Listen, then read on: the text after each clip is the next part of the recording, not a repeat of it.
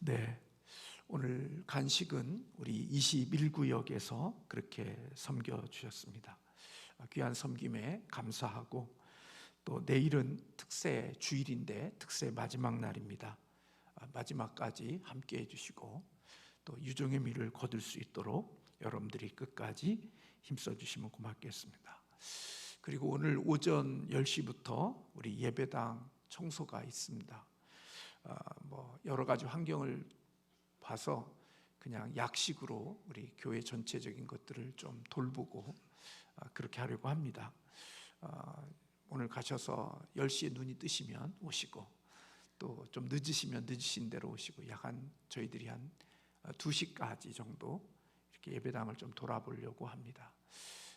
특별히 몸이 약하신 분들은 저희들이 안 받습니다. 그러니까 건강하신 분들만 그렇게 오셔서 좀 이렇게 함께 해주시면 좋겠고, 또 나는 건강해서 못 온다고 하면 또 삐지시니까 그냥 집에서 기도해 주시면 그냥 좋을 것 같습니다. 그래서 그렇게 큰 시간 아니니까 우리 건강한 분들이 오셔서 같이 그렇게 하겠고, 그래도는 마음이 안 놓인다 그럼 오셔서 그냥 앉아 계셨다가 가셔도 괜찮습니다. 네, 오늘은 온천하에 다니며 만민에게 복음을 전파하라 하는 이 말씀을 가지고 함께 나누고자 합니다. 살아가면서 자신의 역할이 없다는 것만큼 서글픈 게 없습니다. 내가 아버지인데 아버지로서의 역할이 없고, 또 내가 남편인데 남편으로서의 역할과 위치가 없다고 하면 그것만큼 참 기분 나쁜 게 없습니다. 내가 한 가정의 가장인데 가장으로서의 그 역할과 그 모든 것들이 다 무시되어지고, 그리고 나 없이 가장의 역할을 누군가가 하고 있다고 하면 그것은 참 마음이 불편할 때가 있다는 생각을 저 개인적으로 합니다. 우리는 생각하기에 역할이 없으면 편할 거라고 생각하지만, 그래서 그 편하기 때문에 좋을 거라고 생각하지만, 결코 그 편한 것이 우리를 행복하게 하는 것은 아니라고 여겨집니다. 여기에 존재하는 모든 것들은 다 목적이 있습니다. 마이크나 강대상이나 의자나, 여기에 존재하는 것들 중에 목적 없이 여기에 있는 것은 없습니다. 심지어 오늘 여기에 있는 물컵 하나도, 그리고 여기에 담겨져 있는 물도 다 목적이 있고요, 여기에 있는 수건도 목적이 있습니다. 그냥 여기에 있는 것들 중에는 의미 없이 여기 와 있는 것은 아무것도 없습니다. 단지 먼지나 이런 것들은 목적 없이 있을 수 있지만, 그러나 그것 또한 역시 우리가 알지 못하는 뭔가가 있겠죠. 근데 우리가 인생을 살면서 자기의 역할과 자기의 목적을 감당하며 살아가는 것이 행복이라고 여겨집니다. 만약 여러분들의 자녀 중에 배구 선수가 있다고 생각해 보십시오. 그런데 배구 선수인데 항상 벤치에 앉아 있다고 하면 편하죠. 운동하지 않으니까, 뛰지 않으니까. 근데 내 아들이, 내 자녀가 항상 운동 시합이 벌어지는데 벤치에만 앉아 있다가 선수 생활을 마친다고 생각해 보십시오. 우리 자녀가 편하니까, 고생하지 않으니까 기쁘다고 생각하실 부모님이 계시겠습니까? 만약에 벤치에 앉아 있다가 어느 날 운동 시합에 선수로 투입되어서 땀을 흘리며 열심히 경기하는 자녀의 모습을 보았다면, 벤치에 편하게 앉아 있는 자녀의 모습보다 경기장에 들어와서 땀 흘리며 뛰는 그 자녀의 모습을 보면서 더 기쁘지 않겠습니까? 교회는 동호회나 친목 공동체가 아니라 교회는 사명 공동체입니다. 우리는 인간의 친목으로나 인간의 개인적인 어떤 그런 즐거움을 위하여 모여있는 모임이 아니라 교회는 사명을 가진 사람들이 모여 있는 모임이 바로 교회인 것입니다. 만약에 교회가 사명을 잃어버렸다면 그 교회는 교회가 될 수 없습니다. 아무리 웅장한 예배당을 짓고 이 세상에 있는 것들이 교회의 형태를 가지고 있다 할지라도 사명을 잃어버렸다면 그것은 교회가 아닙니다. 언젠가 주보의 실은 글 가운데 속에 등대지기가 기름을 가졌는데 어느 그 섬에 있는 그 주민이 우리가 뭐가 없으니까 기름 좀 빌려달라고 그러고 또 이게 필요하니까 기름을 좀 달라고 그래서 그 기름을 유익하게 위해서 옆에 있는 이웃 주민들을 위하여 또 경운기를 돌리기 위하여 그 기름을 다 나눠주고 정작 태풍이 불 때 등대의 불빛을 밝혀야 되는데 기름이 없어서 등대를 밝히지 못하여 배가 침몰되어지고 어려움을 당한다면 아무리 그 등대지기가 착하고 선한 일을 많이 했다 할지라도 그는 엄청난 직무유기를 한 것입니다.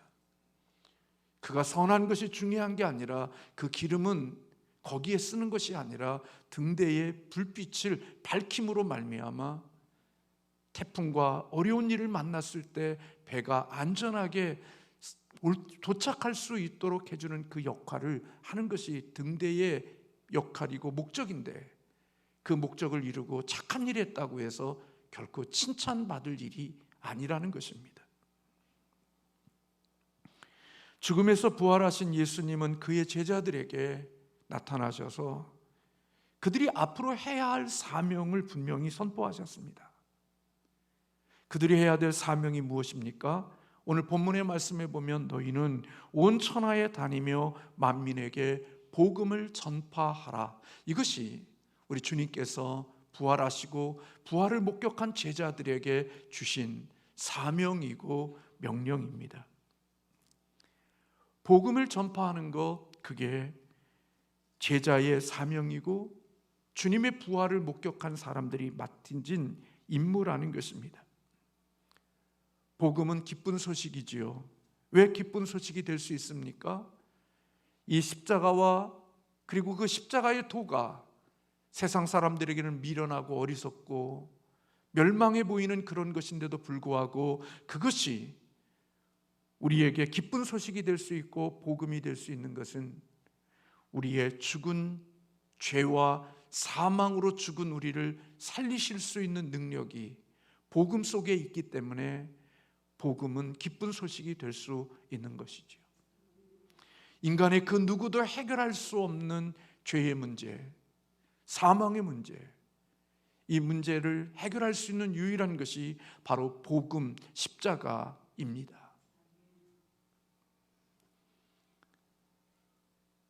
그러므로 복음 공동체는 모든 신앙 공동체와 성도들이 마땅히 감당해야 될 책임이 뭐냐? 바로 이 복음을 전하는 것. 이것이 바로 우리가 감당해야 될 책임이고 이 복음을 전파하는 일을 회피해서는 안 된다는 것입니다.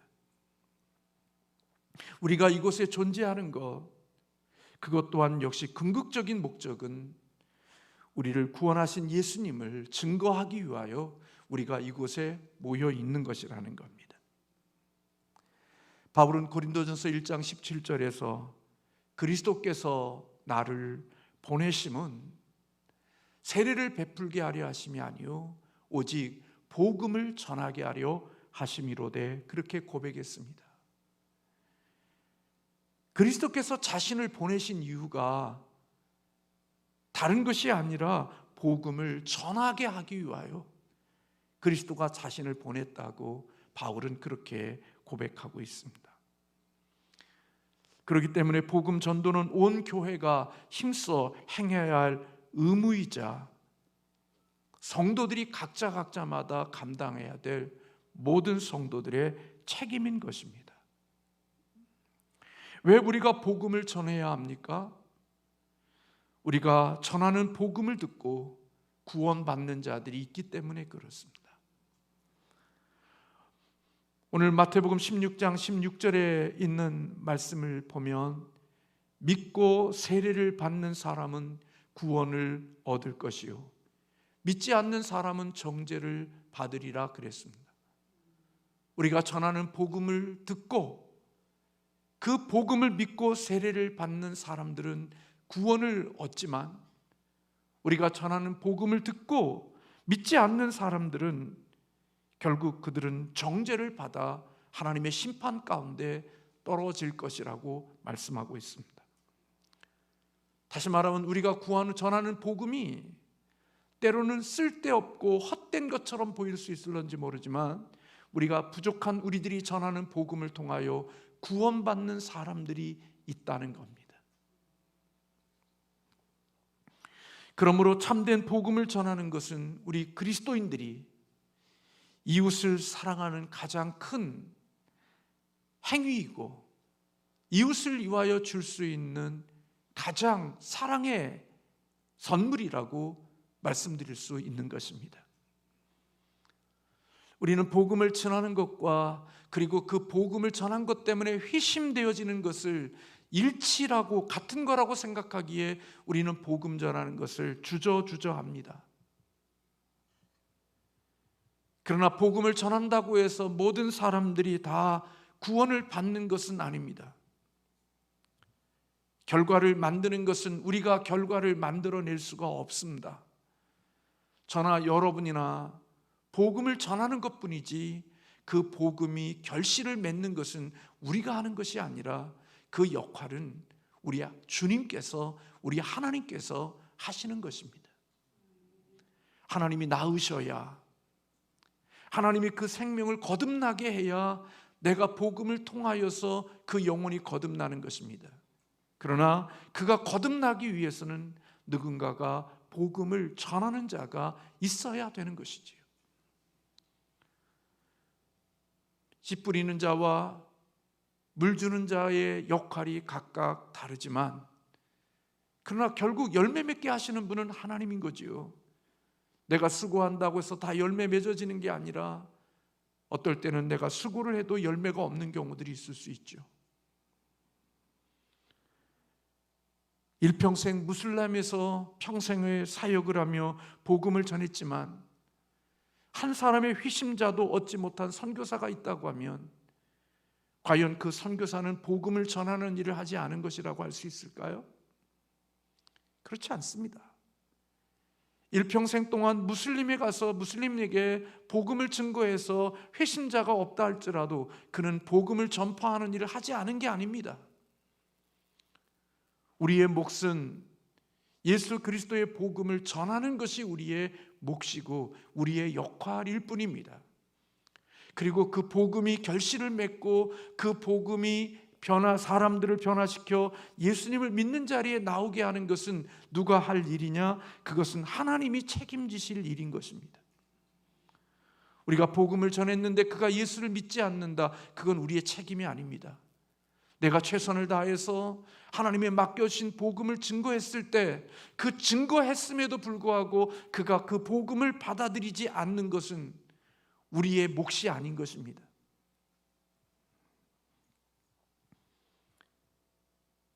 복음의 전도의 결과는 사람들의 바람이나 의도가 아니라 전능하신 하나님의 뜻에 담겨 있는 것입니다.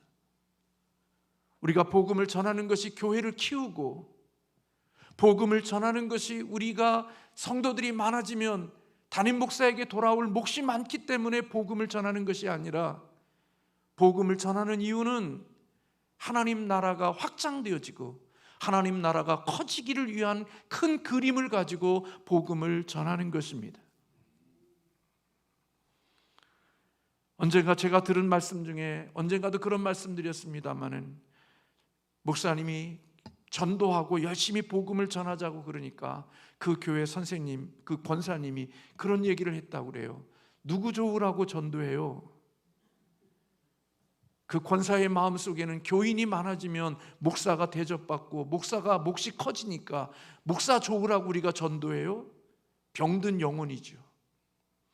우리가 교회를 키우고 사이즈를 키우기 위하여 전도하는 것이 아니라 하나님의 나라를 확장시키고 하나님이 원하시는 명령이고 우리에게 맡겨진 책임이기에 그 일을 감당하는 것입니다.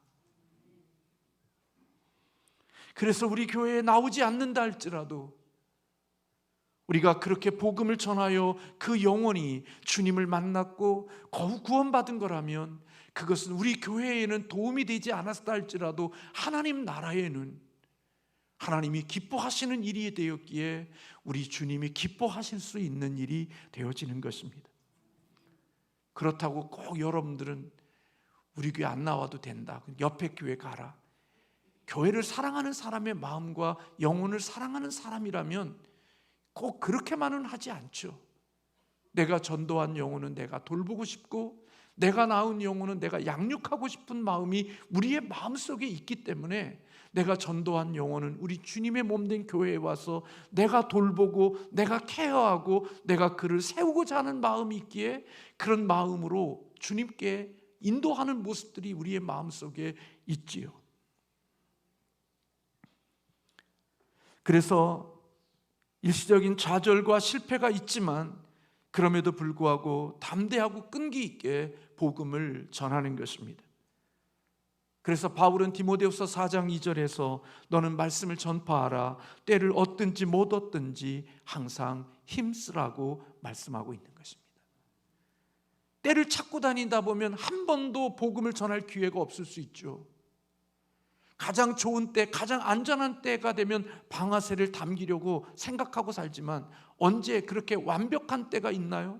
한 번도 조준해보지만 가장 자기가 원하는 호흡의 때가 맞지 않으니까 방아쇠를 한 번도 당겨보지 못하고 조준만 하다가 끝나는 인생이 되어질 수 있기에 때를 얻든지 못 얻든지 항상 하나님이 기회를 주시는 대로 복음을 전파하라고 우리에게 말씀하고 있는 것입니다.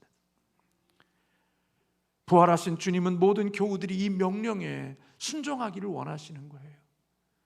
이 명령은 목사에게만 주는 게 아니고 교회의 신학생들에게만 주는 것이 아니라 예수 그리스도를 믿는 모든 사람에게 주시는 명령이고 부탁이라는 거예요. 이 같은 순종의 행위 속에서 신앙이 생겨나고 이런 신앙에 순종하는 과정 속에서 영적인 근력이 생기기 시작하는 거죠. 진정한 신앙과 믿음의 근력은 그리스도의 복음을 전하는 전도의 현장이 있는 사람에게 영적인 근력과 영적인 힘이 있는 것을 보게 되어져요. 복음 전파의 현장이 없고 복음을 전하는 것에 대한 그러한 현장이 없는 사람에게는 어떤 의미에서 보면 영적인 능력이나 영적인 힘을 갖고 살지 못할 가능성이 많죠. 목사라 할지라도.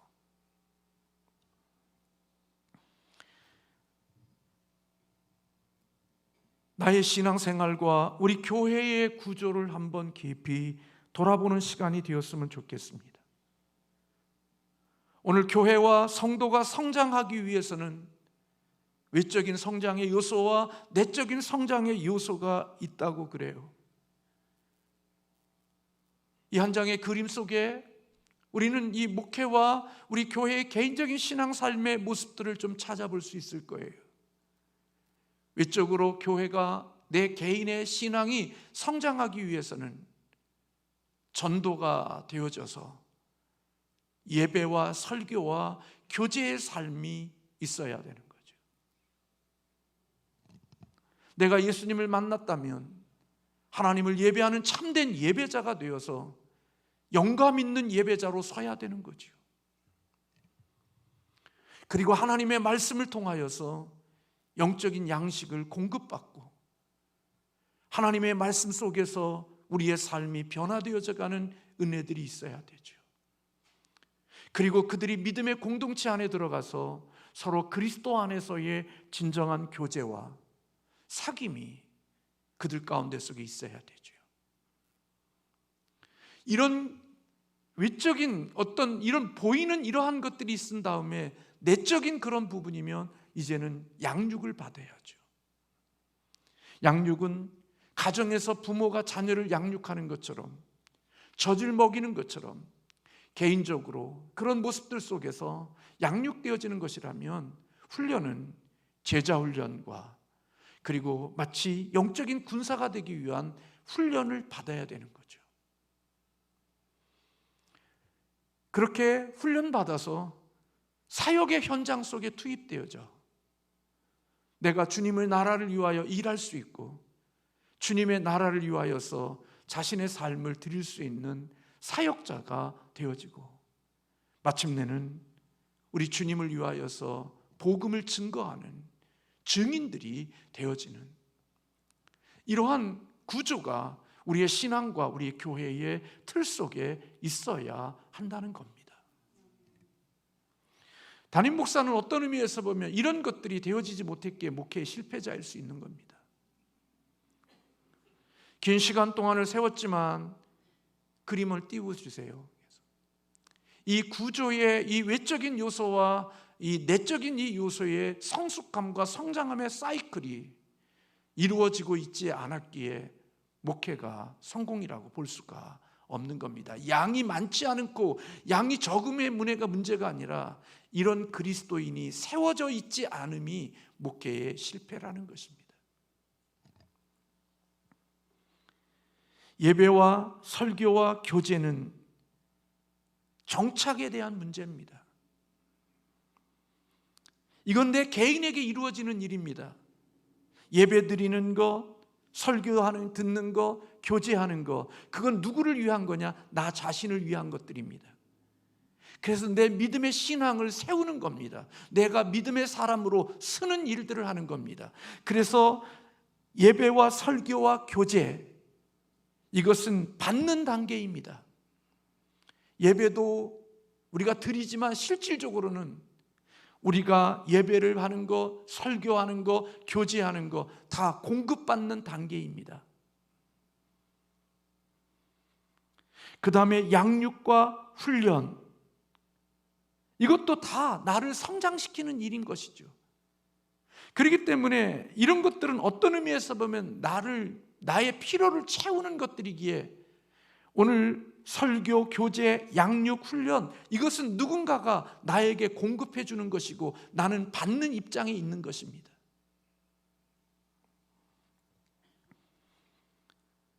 근데 많은 사람들이 그게 전부인 줄로 압니다.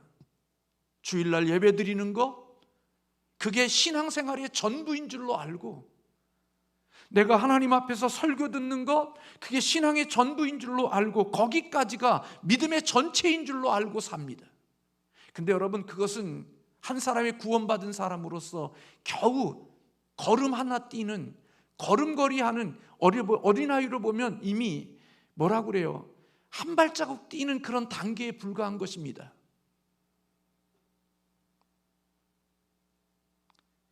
양육과 훈련을 통하여서 그가 성장하고 그 개인이 자라가야 되는 겁니다. 그래서 그렇게 성장한 그들이 사역자로 나가는 겁니다. 그 사역을 감당하기 위해서 자기의 몸과 자기의 물질을 드리는 겁니다. 그래서 자신의 몸과 물질을 드림으로 재생산을 일으키는 것, 증인이 되는 것, 이것이 한 그리스도인이 예수를 만난 다음부터 그 인생이 맞춰질 때까지의 한 인생의 주기의 사이클인 것입니다. 그래서 여러분 1번과 8번이 만나는 겁니다. 내가 증인이 되는 선교자의 주님의 복음을 전파하는 자가 되어지기 위해서 이 과정이 필요한 겁니다. 2번 단계부터 7번 단계까지가 자신의 삶의 균형 있게 성장되어져야 증인의 삶의 자리로 나아가 예수 그리스도를 믿는 전도의 사명을 감당하여 8번과 1번이 만나는 겁니다. 그래서 8번과 1번은 나를 위한 게 아니라 타인을 위한 것입니다. 결국 주님께서 우리에게 가기를 원하셨던 게 뭐냐? 8번의 자리에 있게 하시기를 원하시는 겁니다. 우리의 궁극적인 목적은 내가 증인이 되고 복음을 전파하는 증인이 되어 사람들을 예수 믿게 하는 그런 믿음을 가지고 전도하여 그가 예수 믿게 하는 일. 근데 그 예수 믿게 하는 이 전도하는 이 일을 위해서 우리가 이런 2번부터 오늘 7번까지의 과정의 긴 여정을 통하여 내 물질과 내 몸과 내 삶을 들여 복음을 증거하는 증인이 되어서 다른 사람들에게 복음을 증거하여 그 증인되어진 그 삶을 통하여 누군가를 전도하게 되어지면 그 전도한 자를 다시 나와 함께 이 사이클로 들어갈 수 있도록 자신의 삶을 드리고 자신의 물질을 드리고 자신의 몸을 드리면서 사람을 그렇게 세워가는 이 과정을 반복하는 것입니다.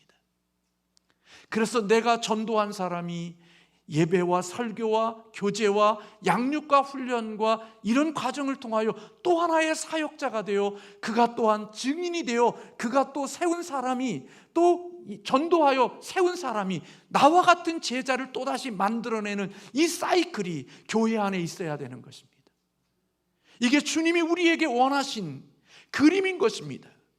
그런데 우리는 예배와 설교와 이런 교제, 친밀함을 받는 것으로만 다 받고 그게 신앙의 끝인 줄로 알고 날라버립니다. 이제 우리에게 원하는 사역과 그리고 증거와 그리고 다른 사람들을 양육하기 위하여 자신의 몸과 자신의 시간과 자신의 물질을 드리면서 주님이 우리에게 위탁하신 그 사명을 감당하기 위하여 이제 하나님이 우리를 위하여 뭔가 헌신을 위하고 타인을 위하여 살아가라고 하시는 하나님의 맡겨주신 이 명령 앞에 이제 받을 것 다 받고 나면 그 다음부터는 모든 것들이 부담이 되니까 거기서 끝내는 겁니다. 그리고 예배에서 은혜 받고 설교에서 하고 친구 모여서 교제하면서 서로 재밌게 놀고 그게 신앙의 전부인 줄로 압니다. 그리고 거기에서 굳어져서 어떻게 하면 우리 믿는 사람들끼리 놀러 다니면서 재밌게 지낼까?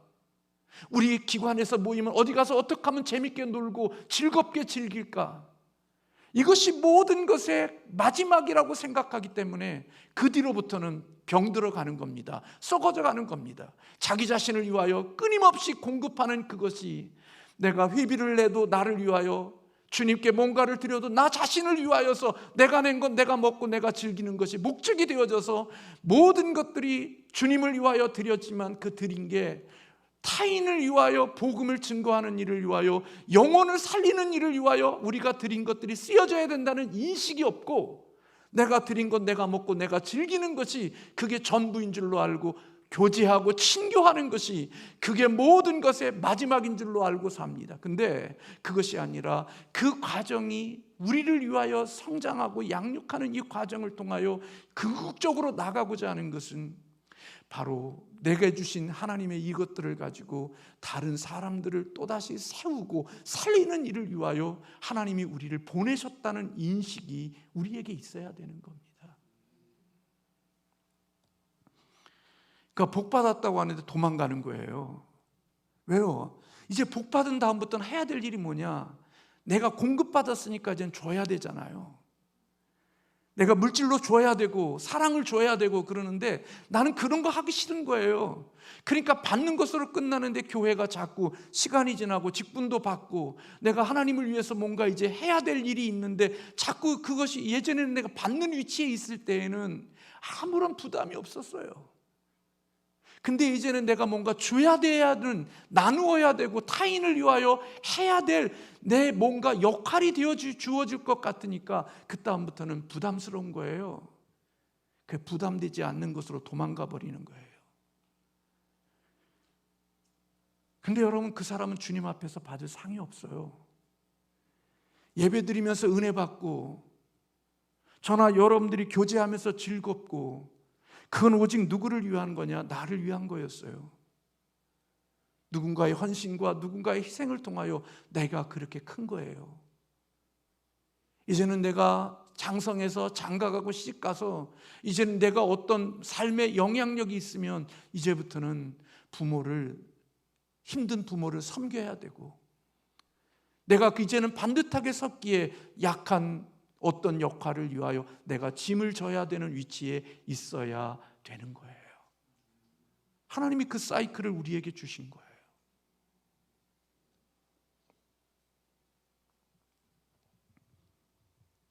그래야 건강한 신앙인이 될 수 있는 거고, 그래야 건강한 제자가 되는 거고, 그게 건강한 교회를 세워가는 일이에요. 근데 우리는 평생 살면서 공급받는 것이 신앙의 전부인 줄로 알고 남의 것들만 에너지를 뽑아서 나를 위해 쓰다가 이젠 누군가를 위하여 줘야 되는 위치가 되면 도망가 버리고 날아가 버리는 거예요. 그러니까 교회가 세워질 수가 없죠. 그런 사람들이 하나 둘씩 세워져서 그렇게 훈련받은 사람이 주방에 들어가서 교회를 어떻게 섬기는지에 대한 과정을 이런 패러다임을 통하여서 쭉 되어서 온전한 제자가 되어진 자가 자기를 전도한 사람을 데리고 가서 주방에 가서 같이 이 과정을 거치면서 교회를 어떻게 섬겨가는지에 대한 그 과정에 훈련되어지는 과정이 되어져야 또 다른 제자가 나와서 주방에 들어가서도 교회를 어떻게 섬기는지에 대한 것을 배워서 또 다른 제자가 나오는데, 주방에 들어가면 갑질하고, 주방에 들어가면 권세 부리고, 주방에 들어가면 자기 마음에 맞는 사람들과 희덕거리면서 자기 원하는 사람들에게 뭔가 좀 주고, 그런 권세 부리는 것들을 옆에서 보고, 아, 신앙은 이렇게 하는 거구나, 믿음 생활은 이렇게 하는 거구나, 똑같은 것을 배워서 그가 주방에 들어가면 똑같은 일을 행하여 교회가 무너지고 교회가 아픔을 겪는 일들을 반복하는 일들이 이루어지는 거예요.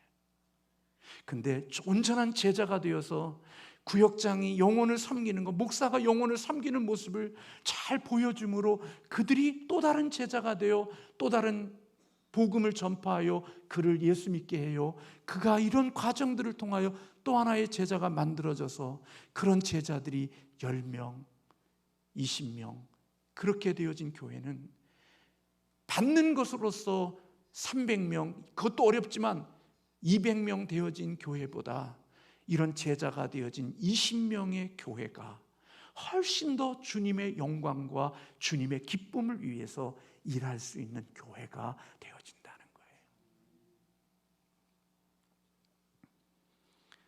그래서 여러분, 교회가 뭔가 줄 수 있을 때는 사람들이 몰려들지요. 근데 이제는 더 이상 줄 수 있는 게 없으면 그 다음부터는 사람들이 자기 갈 길을 찾는 거예요. 근데 여러분, 복음을 전파하기 위해서는 오늘 이 사이클이 우리에게 있어야 된다는 거예요. 단지 나가서 예수 믿으세요라고 하는 이 한 가지가 아니라 복음을 전파하는 이유는 내가 증인이 되는 것과 복음을 전파하여 그가 예수 믿게 하는 이것이 마지막 끝 지점에서 만나게 되어져 있다는 거예요. 이 사이클이 순환이 되어져야 그게 예수 그리스도의 온전한 제자가 되는 거고 교회가 건강한 교회가 되어진단 말이에요.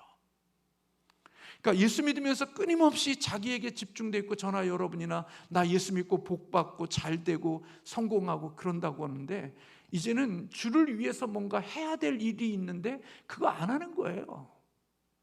그러니까 모두 다 그런 사람들로만 가득 채워져 있는 거죠. 그러니 어떻게 여러분 교회가 교회다워질 수 있고 교회가 재생산이 일어나겠어요?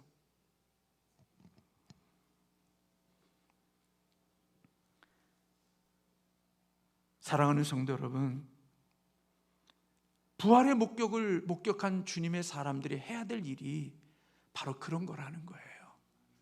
목사가 그런 사람이 되어야 되고, 장로님들이 그래야 되고, 권사님들이 그러해야 되는 거예요. 권사 임직 받고 나면 어디 교회 가더라도 권사 이름 부를 수 있으니까 그런 게 아니라, 이제는 내가 이 교회에서 다른 교회로 가면 내 권사 직분 못 받으니까 나 여기서 권사 직분 나 여기서 받아야 돼. 그래서 여기서 권사 직분 받고 그냥 도망가는 게 아니라 그리스도의 온전한 제자가 되어진다는 이 내 그리스도인의 그리스도에 이 1단계부터 8단계의 이 그림이 내 영혼 속에, 내 마음 속에 그려져서 내가 지금 어느 단계에 있는지를 늘 점검하면서 내가 마지막 선교와 증인과 이 일들을 위한 자리에까지 나갈 수 있도록 이 그림이 내 머릿속에 있으면서 내가 지금은 받는 단계지만 내가 이제는 주는 단계로 나가야지, 나누고 사람을 세우는 자리로 나가야지 하는 이 커다란 그림을 내 그림 속에, 내 영혼 속에 그리고 끊임없이 내가 어디에 있는지를 돌아보면서 결국은 마지막 8단계인 이 선교와 증인되는 자리로 나가 복음을 전하여 또 다른 사람들을 세워가는 이 일들을 위하여 우리의 삶의 그림을 가지고 살아가는 사람들이 되어야 한다는 거예요. 단지 교회를 위하여서 헌금 얼마 드리고 뭘 위해서 그게 전부라고 생각하는 게 아니라 저와 여러분들의 중심 속에 기억되어지는 것은 하나님의 온전한 사람을 세우는 것이 우리의 삶의 목적이라고 생각하고 그 일을 해야 된다는 거예요. 구역원들 데리고 다니면서 여기저기 다니면서 재밌게 놀고 즐거운 것도 있지만 그 일을 하는 목적은 그가 이제는 그리스도를 닮아가는 자리로 나가기 위한 그림을 가지고 그 일을 해야 된다는 거예요. 단순히 먹고 즐기고 재밌게 하는 것은 동호회도 할 수 있고요, 우리보다 더 재밌게 할 수 있는 사람들이 많아요. 그러나 우리가 그렇게 하는 이유는 우리의 그림 속에는 어디를 목표하고 있는 거냐?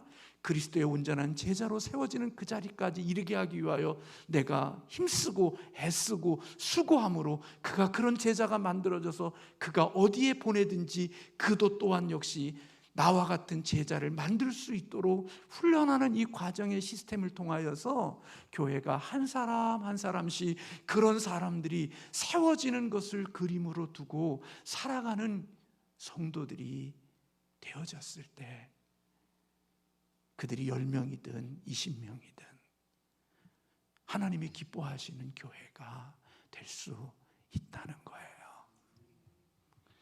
1번부터 4단계까지 오직 자기만을 위해서 예수 믿다가 이제는 누군가를 위하여 헌신하고 섬겨야 될 자리가 되면 도망가 버리고 자기 생명을 잡기 위하여 헌신하지 않고 자기의 삶을 누리려고 하는 그런 것이 아니라 내 그림 속에 주님을 만나는 그 순간부터 이 전체적인 그림이 있어서 내 생명이 끝날 때까지 이 주기가 계속해서 반복되어지는 거죠. 그게 결국은 어디에서 만나는 거냐? 하나님이 우리에게 주신 계명 중에 가장 큰 계명이 하나님 사랑하고 이웃을 내 몸과 같이 사랑하는 것이 최고의 계명이라는 것은 결국 이기적인 자리에서 이타적인 자리로 서는 것이 예수 그리스도의 가장 큰 계명이라고 우리에게 말씀해주고 계시는 거예요. 이런 그림이 없으면서 나는 목사가 되려고 하고 나는 이런 그림에 대한 자리에 서보지도 못했으면서 장로가 되려고 그러고 나는 이웃을 위하여 뭔가 해본 적도 없는 사람이 권사가 되려고 하고 그리고 그런 직분을 받고 나면 나와 똑같은 사람들을 만드니까 더 이상 교회가 목사를 세우고 싶지 않고 장로를 세우고 싶지 않고 권사를 세우고 싶지 않고 안수집사를 세우고 싶지 않는 이유는 이런 생의 주기 가운데 속에 하나님의 온전하신 기대하신 사람들이 세워지지 않기 때문에 마음의 그런 소망들을 하나하나씩 접어야 되고 여전히 그런 모습을 보면서 아니 저 사람도 장로인데 나는 더 잘하는데 왜 내가 장로가 못 돼? 왜 우리 교회는 장로를 안 뽑아? 근데 깊이 돌아보면 나를 위해서 살았지 이웃을 위해서나 누군가를 세우는 일을 위하여 자신의 삶을 헌신해 본 적이 없으면서도 우리는 뭔가 또 그런 마음을 가지는 모습들이 우리에게 있는데 아픔이죠. 사랑하는 성도 여러분, 복음을 전파한다는 이 이름 속에 이 큰 그림이 있음을 잊지 않기를 주님의 이름으로 소원합니다. 내가 어느 곳에 있는지, 내가 지금 어디에 위치해 있는지를 내 개인이 잘 알잖아요. 그리고 그 자리에서 어디로 나가야 되는지도 내 그림 속에 있어야 되고 사람들은 재밌게 즐기지만 지도자의 그 마음 속에는 우리 이렇게 서로 사귀고 교제하면서 즐거움 속에서 내가 어떻게 하든지 그리스도를 만나고 그리스도의 원하시는 자리로 나가고자 하는 그림을 가지고 있어야 엉뚱한 것으로 빠지지 않죠. 저와 여러분에게 이 그림이 있기를 주님의 이름으로 소원합니다. 좋은 게 좋은 것이라고 생각하지 마시고요, 하나님 앞에서 우리가 복음을 전파할 수 있는 증인들이 자리에 설 수 있는 우리가 되기를